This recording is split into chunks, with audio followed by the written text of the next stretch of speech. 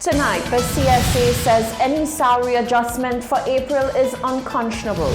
Senator Mary Isaac calls the opposition disingenuous on the issue of COVID-19. And hear why Senator Adrian Oje says the issuing of bonds as a payment to the public sector may pose a problem.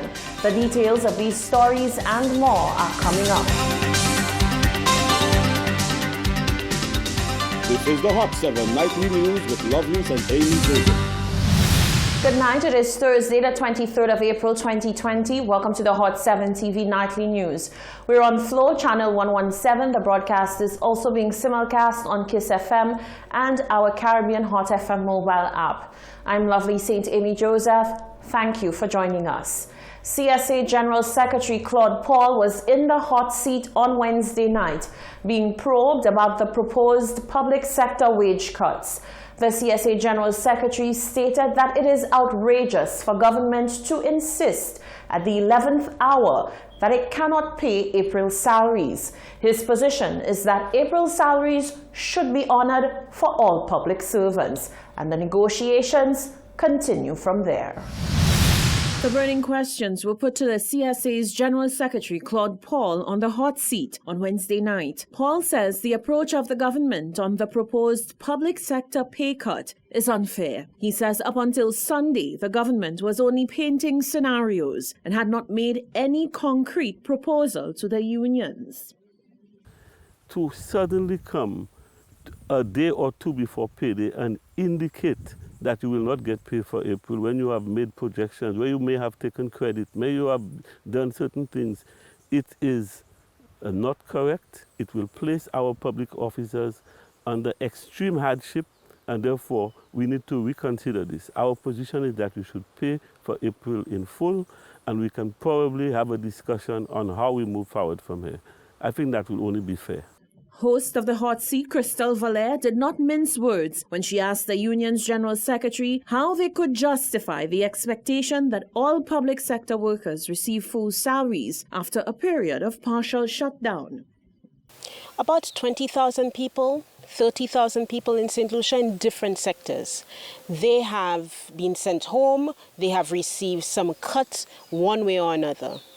Government workers have been home for the most part of April, and some people from mid-March have been home. On what basis do you think that workers should receive full salary from the government of St. Lucia? The issue of workers being home is that they are forced to be home. They would like to be at work.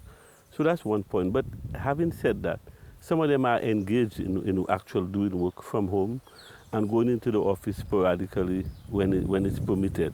And a number of government workers are actually at work supporting the efforts of the frontline workers, getting vouchers approved, providing support for the Ministry of Education, in the Ministry of Health, providing support to those on the front lines. So we have a number of workers at work and who are available to work if called upon to do so. In my view, government can actually call on workers to assist in different areas where the need is the greatest. And all our workers stand ready to work. The question remains, with the main economic driver, tourism, at a standstill and the economy now on a downturn, can the government secure the funds to pay public sector salaries in full? Claude Paul says at this juncture, unions are not fully aware of the government's fiscal position. He calls for greater transparency and dialogue. We believe that government may have other sources, and in fact they have indicated that they are in discussions with international agencies and other financial institutions to be able to secure loans, etc. We have the CIP funds. We don't know what's the state of it. Nobody's speaking about it. There's a famous lockbox with money in it for the NIA project. I mean, our position, or at least I can take that position personally to say that if I have an emergency situation at my house and I have funds available for a project at home and the emergency situation has to be dealt with, I will put aside whatever I had planned to do and to use the money for the emergency situation. And I'm saying this is what the country needs to do at this point in time. And what of the vehement denial by Prime Minister Alan Shastney regarding the pay cut? Paul says so much remains unknown about what exactly the government is proposing with bonds. These mechanics have not been properly explained because there are lots of implications for bonds. For example, what portion of the money will be taxed? If there's a residual, for example, of half, will the government take full tax on the entire amount, including the bonds, and give you a residual amount? Or will the taxes be applied to the bonds aspect? There's been no discussion of these things. And can you take up the bonds that you have in your hand or whatever instrument and do anything with it in the meantime?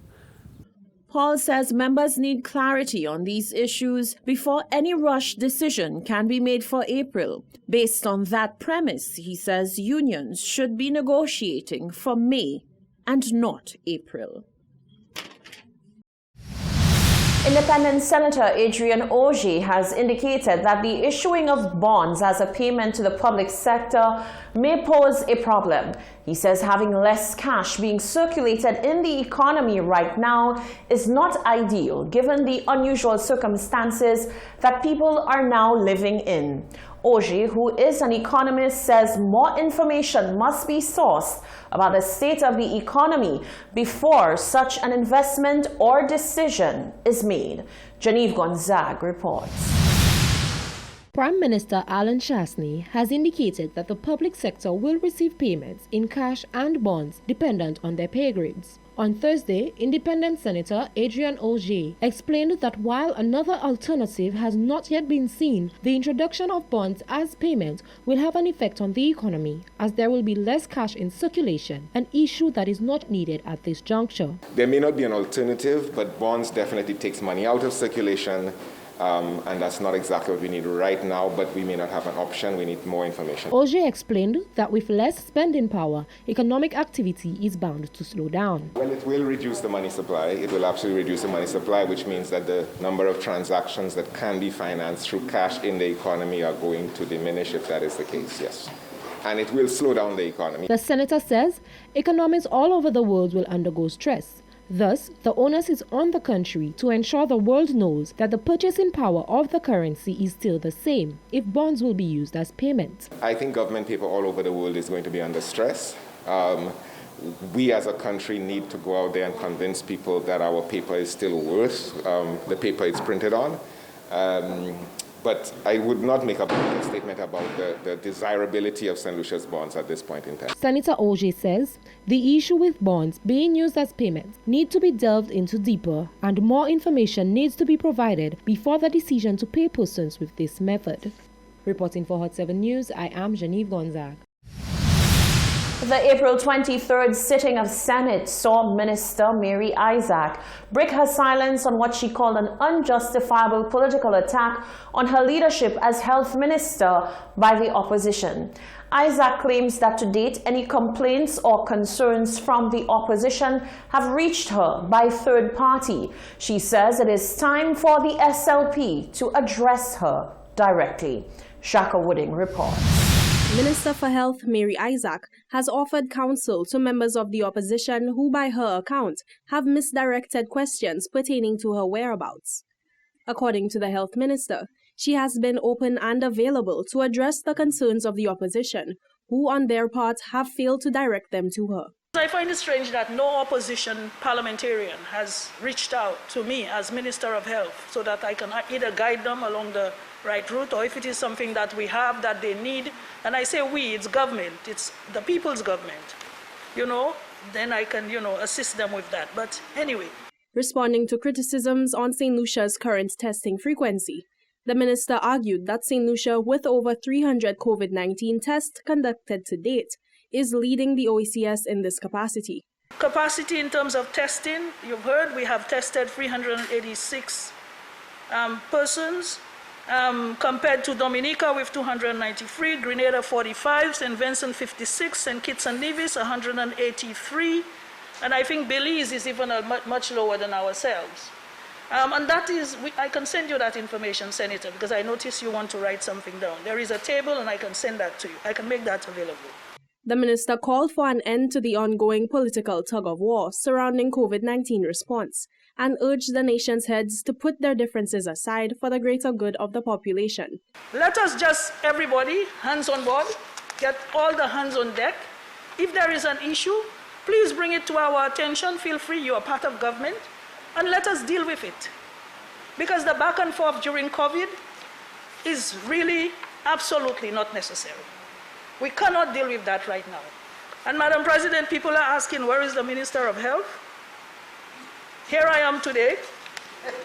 I am at all the PAHO meetings online. I sit at my home and I stream on Zoom all day long, into the night, Saturdays and Sundays, Madam President.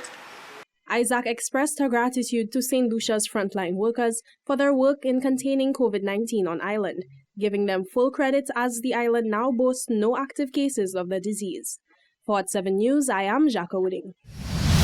As lockdown regulations continue to be adjusted with the developing COVID-19 situations in various countries, members of the public here in St. Lucia question when the sale of liquor will be revisited by relevant authorities.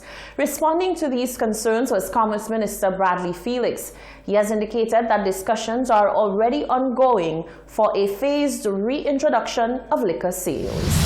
As told by Commerce Minister Bradley Felix, Cabinet is currently considering partially lifting the suspension of liquor licenses. Well, that's a conversation that has been ongoing recently in Cabinet, so we don't know where the outcome of that will go, but it is something that is being spoken about at this point.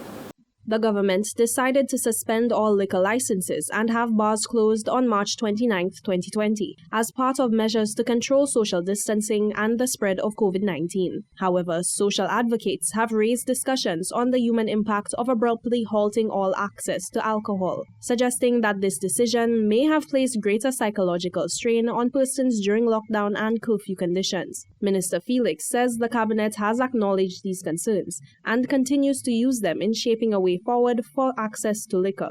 I mean, in every discussion that we make at Cabinet is quite lengthy, look into all aspects, but while I agree with you that the liquor may have certain calming effects on some people and there will be withdrawal symptoms, but it is a decision that was made with regards to the lockdown, and alcohol was one of those we felt that could not be put out there. Felix urges members of the public to remain in compliance with the ongoing sale restrictions, as penalties associated with the illegal sale of alcohol are still in effect. For Hot 7 News, I am Jacques Wooding. The first human trial in Europe of a coronavirus vaccine has begun in Oxford. 2 volunteers were injected, the first of more than 800 people recruited for the study. Half will receive the COVID-19 vaccine and half a controlled vaccine which protects against meningitis but not coronavirus. The design of the trial means volunteers will not know which vaccine they are getting, though doctors will. Elisa Granato, one of 2 who received the jab, told the BBC, quote, "I'm a scientist, so I wanted to try to support the scientific process wherever I can." The vaccine was developed in under 3 months by a team at Oxford University. Sarah Gilbert, professor of vaccinology at the Jenner Institute, led the preclinical research. You're watching the Hot 7 TV Nightly News. Still to come, the Acting Commissioner of Police addresses concerns from the opposition about restroom facilities at checkpoints. St. Lucia Police continue to make arrests for curfew violations, and a 6-year-old rape victim's eyes are damaged in a brutal attack. That and more coming up after the break.